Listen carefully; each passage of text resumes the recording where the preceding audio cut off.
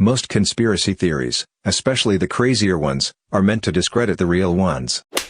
What's something you know to be 100% true that everyone else dismisses as a conspiracy theory? The art world is largely built around money laundering and tax evasion. This explains a lot of the really simplistic art pieces that sell for millions. You pay $10K for a painting, then give it to a college 3 years later. During that time, it went from $10K to $50K because F you, it's art.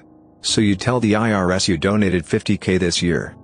And you can deduct donations from your yearly revenue and thus pay less taxes. The university plays along because they get free stuff out of the deal. Basically what money laundering is that you invest your dirty money by operating a business and reclaiming your original money via the business's profit in order to avoid taxes. This can be applied to items of value as well.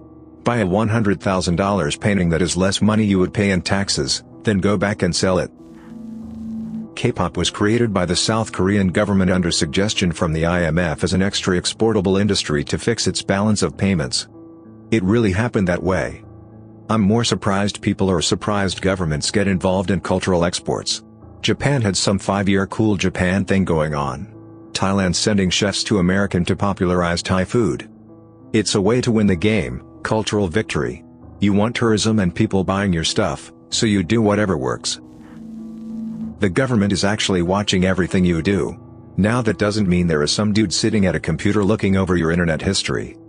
But the government does have tons of information about you on a server somewhere. The paradox is that a lot of people in the government don't know they have it, and the rest don't know what to even do with it. Not everyone dismisses it, but the US government is still experimenting on its own citizens without their actual consent, but their implied consent. Fun fact, they legally can do this to anybody in the military, and did so to a group of Marines testing gas masks against mustard gas or some other chemical weapon under the guise of preparing for Iraqi chemical weapons. Now on the surface this doesn't seem so bad, it makes sense. However, the guys suffered varying degrees of damage, and the doctors who treated them were, according to a few whistleblowers, ordered to remain silent, mostly due to the fact the doctors noticed that the injuries were not those of mustard gas, but a different chemical weapon. This happened in 2002 or 2003 I think, and a handful of the men died, with many more passing away a year or two later. I wish I currently had the source I got this from, but it's long since disappeared. Michael Jordan's first retirement was an unofficial suspension for betting on basketball. Not to forget the other part of the theory, that James Jordan was murdered due to his son's gambling debts. Not saying I necessarily believe it, but there's that part as well. Some agencies can turn on the microphone and relay the audio of most phones, even when you turn them off. Assuming you cannot remove the battery. This is why the president's phone as well as some other secure devices are supposed to have the microphones removed, and then have one plugged in when it's going to be in use. Previous presidents have begrudgingly accepted this practice. When retail employees go check in the back, they're actually just checking their social media for 5 minutes. If I tell you that we are out but you insist that I go check, I'll take a glance around and then stand around for a while, because hey, I know we're out. If I were to say that we're probably out, and offer to go look for you, then I'll definitely move boxes and check, and you'll maybe get lucky. Comes down to when we get shipments, how often something's requested, and how friendly you are about it. Flood insurance rates are a cycle to churn properties for big banks. We're in the very beginning of the bank accumulating property phase now. It goes like this. Flood insurance is cheap. Waterfront, flood zone, property values go up. Current stage of the cycle, flood insurance rates start to creep up. They're currently going up 25% a year until they reach their true rate. Meaning, they'll keep getting risen until the banks get what they want. Starting to see this. People sell their flood zone properties because they become unaffordable. I.e. you have a rental property that's clearing $250 per month, then your flood insurance goes up $100 per month, and it's going up next year, and the year after that.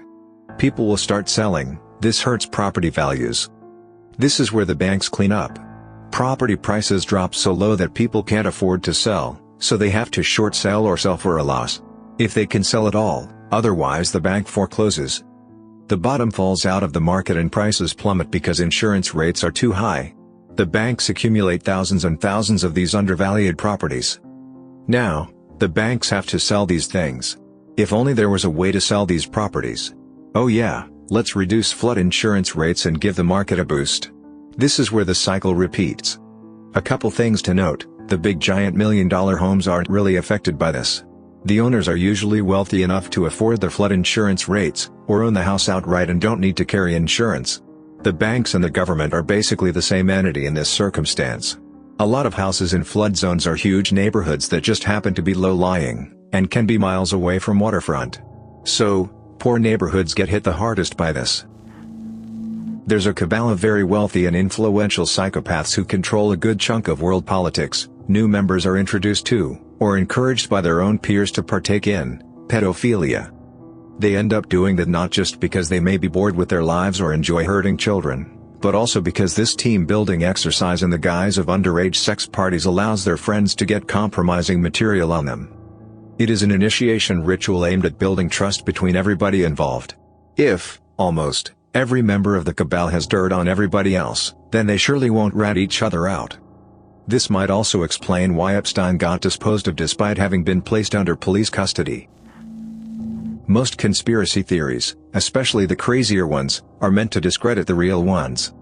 I've heard that the military encourages UFO conspiracies surrounding Area 51, because it's a testing site for experimental aircraft, and they'd prefer the rumors that spread around Area 51 to be complete lunacy about aliens rather than credible sightings of top-secret experimental stealth bombers or whatever. But I've only really heard this as rumors, never really seen any hard proof. The only reason why we are still in the Middle East is to harden our military so that if we go to war with another nation our troops have battle experience.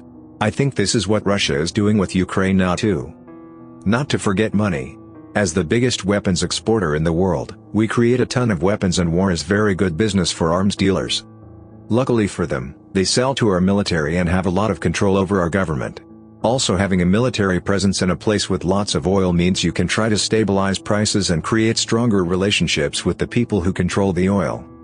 The longer we're in war, especially ones with no end in sight and not many soldier casualties, a handful of people make a lot more money. Back in 2012 I flew back to the US via LaGuardia.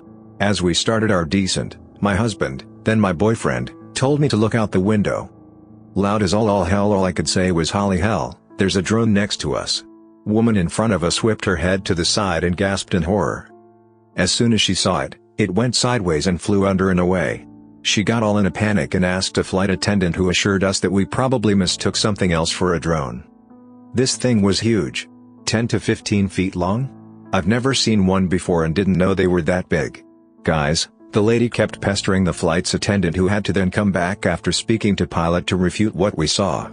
She kept saying that the military does not fly their drones this close to commercial flights. No one believed us. I'm from the good old USSR, so I just got mad paranoid and kept my mouth shut.